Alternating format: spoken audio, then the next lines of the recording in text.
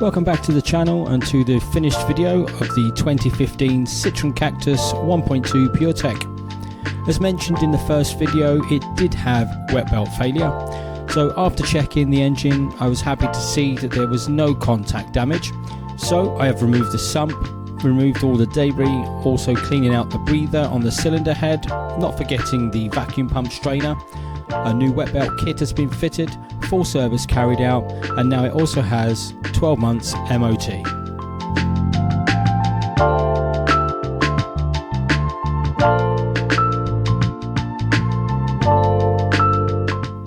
Moving on to the inside, the seats were removed and all the interior fully valeted. It comes with such features as power steering, electric mirrors and electric windows. It has cruise control with speed limit, air conditioning with climate control, front and rear parking sensors with rear camera, stop-start system and a full touchscreen infotainment system.